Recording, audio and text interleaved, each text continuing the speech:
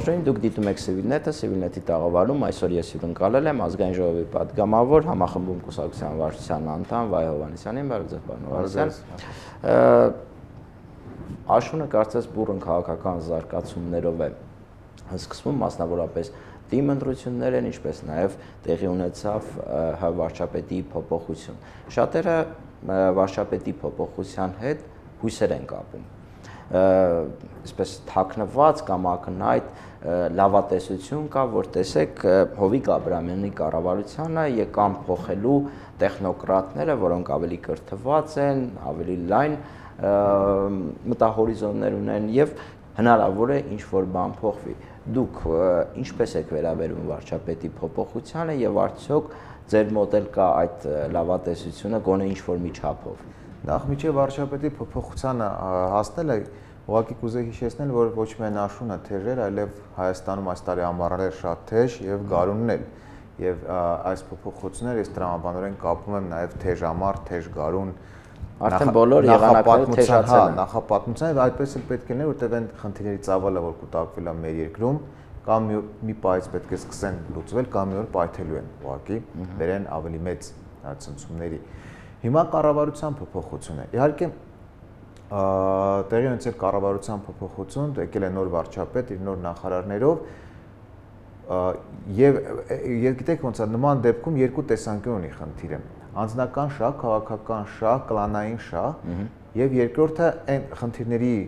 տեսակետից նայենք, որ այս երկրի առաջ ծառացած են եւ որոնք բավական բարդ են։ Նկատի ունեն պատերազմի վտանգ, նկատի ունեն տնտեսության կոլապսի վտանգ, նկատի ունեն դեֆոլտի վտանգ եւ նկատի ունեն արտագաղթի տեմպերը, որ այսօր կա։ Հիմա, եթե նայում եք մեր մամուլը, մեր փորձագիտական շրջանակներից վերլուծությունը,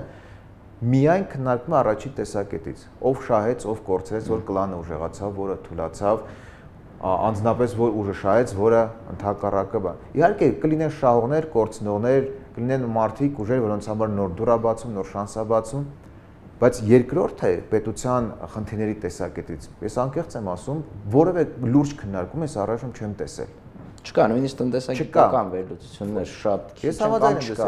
Բացարձակ չկա, անկեղծ խոսեմ, նույնիսկ տնտեսագիտական 1-2 ձայնը որ հնչում է, շատ բավական պարզունակ թեմաների շուրջ է, բավական պարզունակ մոտեցումներով։ Եվ իմ մոտ տպավորությունն է, որ մեզ մոտ բթացել է հայ հասարակության մեջ, բթացել է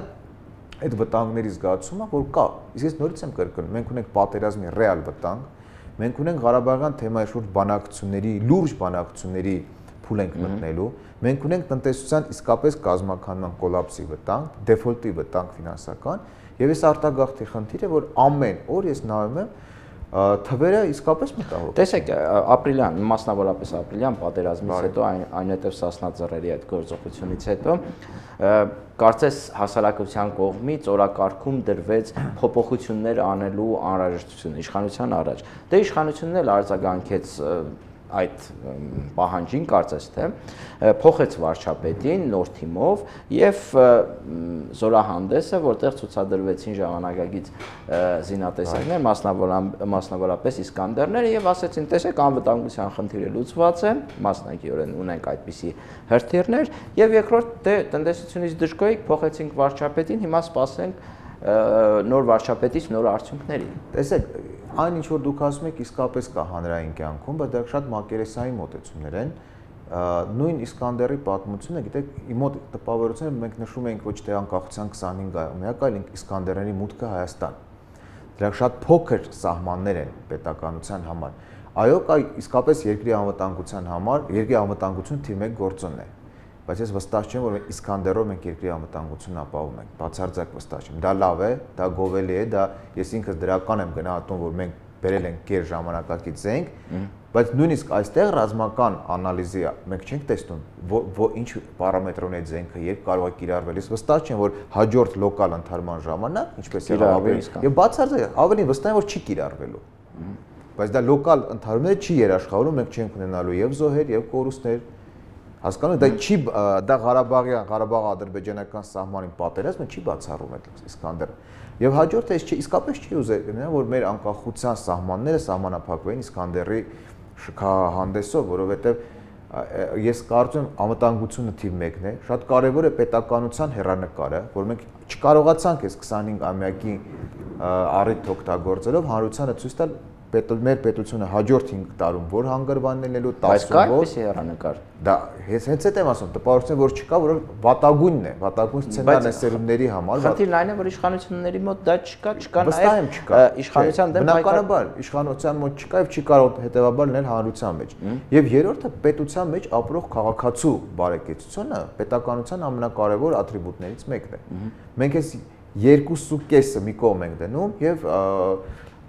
տոտալ PR-ով հասարակության հրամցում ենք, որ Իսկանդեր եկավ, ամեն ինչ լավ է։ Լավ է որ եկավ, բայց ես վստահ չեմ, որ ամեն ինչ, վստահ եմ, որ ամեն ինչ այնքան էլ լավ չէ։ Եվ տպավորությունը իսկապես այնպեսին է, որ քաղաքական վերնախավի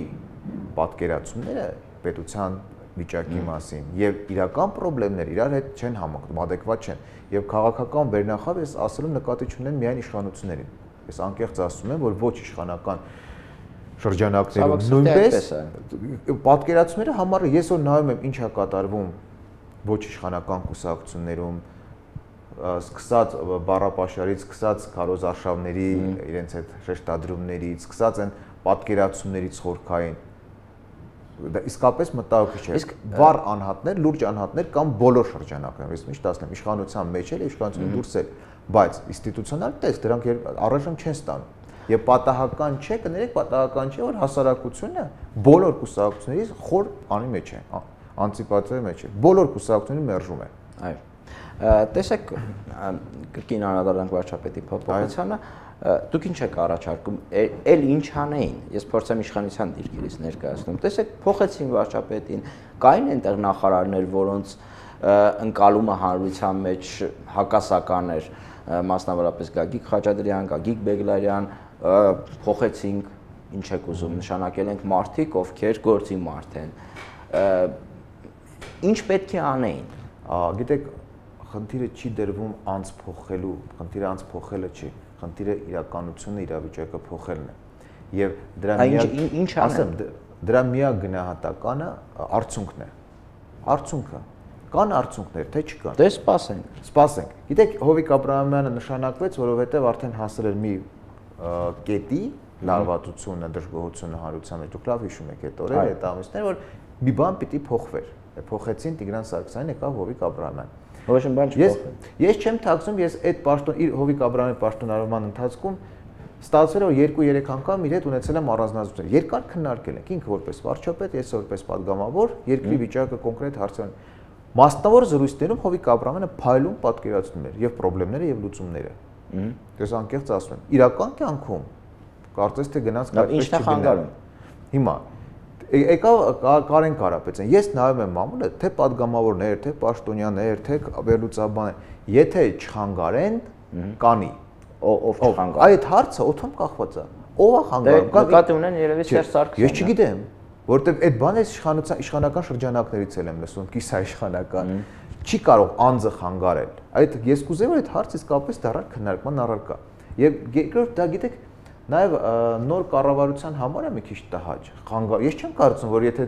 նա սկսի ինչ-որ դրական քայլեր, մեծ փոփոխություններ խանգարեն։ Չկա տենց ուժ, որ խանգարի համայն հայության ժողովրդի պահանջը դեպի դրականը տանել։ Այլ հարց է, այդ նոր կառավարությունը, նոր վարչապետը ունի այդ առաքելությունը։ Եթե ունի,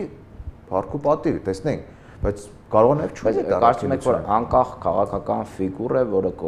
նման նպատակներ է դրել։ Դերենք, ես խուսափեմ քննարկել նոր վարչապետի անձը, որովհետև ես դեռևս չեմ լսել նրա հրապարակային տեսակետները, ես չեմ տեսել նրա բերած ծրագիրը, ես չեմ տեսել նրա հայեցակարգը, ես չեմ տեսել ինչ տեսլականով է նա եկել վարչապետ։ Երբ որ նա հրապարակային կհայտարարի, ես մասնավոր լեգենդներին իսկապես հակված չեմ հավատալու, ով բերեց, ով նշանակեց, ինչի բերեց, ինչ պայմանավորություններ։ Ես միշտ հակված եմ, որ լեգենդների 90%-ը սուտ է։ Անկեղծ։ Երբ որ ինքը հրապարակային խոսա եւ հրապարակային առաջին քայլերը կանի, սիրով ես կարող եմ ասել, դա դրական է թե ոչ։ Այս ընթացքում նաեւ Սփյուռքում որոշակի ակտիվություն նկատվեց, մասնավորապես Սփյուռքի, այսպես աչքի ընկնող դեմքերը, մշակույթ, հիմնականում մշակութային գործիչները հանդես եկան Արդար Հայաստան, այսպիսի նախաձեռնությամբ, որը կրկին միտված է փոփոխություններ բերել Հայաստանին։ ու անընդհատ խոսում է Սփյուռքի ներգրավվածության մասին, ներհայաստանյան կյանքին, թե քաղաքական, թե քաղաքացիական։ Ինչքանով է դա իրատեսական եւ ռեալ, որ Սփյուռքը կարող է ինչ-որ ազդեցություն ունենալ Հայաստանի ներքաղաքական կոնկրետ զարգացումների վրա։ Փող հասկանալի է, այնտեղից ակնկալի կա, բայց ազդեցությունը ինչպես է լինելու։ Տեսեք, նախքան գնահատել ինչքանով է ռեալ, պետք է մի հատ հասկանանք ինչքանով է դա անհրաժեշտ։ Իսկ ես գտնում եմ, որ շատ անհրաժեշտ է, ինչու՞ համար, որովհետև միայն տեղական ներքին ռեսուրսներով մենք չենք կարողանում պայքարել, այ անկեղծ ասում եմ, վարչական ճնշումների, ֆինանսական հոսքերի միջոցով ձայն առնելուն, կրիմինալ շրջանակների միջոցով ձայներ բերելուն, ոստիկանական ճնշումներին, ուժային ճնշումներին չենք կարողանում։ Եվ մեր Սփյուռքի միջոցով կարող ասեմ, չէ, հիմա տեսեք, 25 տարվա մեր փորձը ցույց է տալու, որ չի հերիքում։ Ամեն անգամ թվում է թե այս անգամ կարող եք դիմակայել ընտրակեղծիքներին, բայց ինչ որ բան միշտ չի հերիքում։ Հիմա սովորաբար նման դեպքերն որ ժողովրդի մեջ հասունացած են փոփոխությունների գաղափարը, որևէ ուժային կենտրոն օգնում է։ Խոսքը չի վերաբերում ֆինանսական օգնության մասին, խոսքը վերաբերում է քաղաքական աջակցության մասին։ Եթե դա այն պետությունները, որոնք ընտրում են դեպի վեստերնիզացիայի ճանապարհ, հա, միշտ արևմտյան ուժային կենտրոնները աջակցում են եւ այլն եւ այլն։ Մեզ մոտ ձևավորված Սփյուռք հասկացությունը ինքը վերացական է։ Հիմա, բայց մենք ունենք շատ լուրջ կապեր Սփյուռքի հետ եւ ունենք փոխադարձ ազդեցություն, որ տենց է ստացվում մեր ժողովրդի։ Հիմա առաջին անգամ ես դրա համար շատ բարձր եմ գնահատում Սերժ Թանկյանի եւ իր ընկերների Ատոմ Էգոյանի եւ մյուսի։ Առաջին անգամ մարդիկ կոնկրետ առաջարկով են հանդես գալիս։ Իսկ առաջարկի գաղափարը հետեւյալն է. չենք սատարում որևէ քաղաքական ուժի, բայց խնդիր ենք դնում վերահսկել ընտրությունները։ Այ ինչպես են վերահսկում։ Դա երկրորդ հարցն է։ Հիմա այդ արդարություն Հայաստանում գաղափարը իսկապես կարող է շատ լավ տարածվել։ Ես ձեզ անկեղծ ասեմ, եթե հետևել եք պետական քարոզչամեքենան, հեռուստատեսությունները եւ այլն, այդ թեման փակ է։ Պրակտիկորեն թեման չի քննարկվում։ Եթե Սերժ Թանկյանը, երբ որ իրենց պետք է երկելու կամ չգիտեմ ինչ պրոպագանդելու համար միշտ բաց են, դա հայ ժողովրդի պարծանքն է եւ այլն։ Երբ որ ինքը դնում է մի հատ քայլ, որը նույնիսկ քաղաքական չի, զուտ քաղաքակրթական, քաղաքակրթականն է, 21-րդ դարը չի կարելի գողականներով բերել ձայն ապահովել, չի կարելի վարչական ռեսուրսներով վախացնելով տնօրեններին հանձնալով կհեռացնեմ եւ այնտեղ։ Այս երկիրը արդեն բերվել է փակուղի, որտեղ իսկապես ասեմ, կամ լուծումներ կստանան, կամ կպայթի այս ամեն ինչ։ Հիմա ես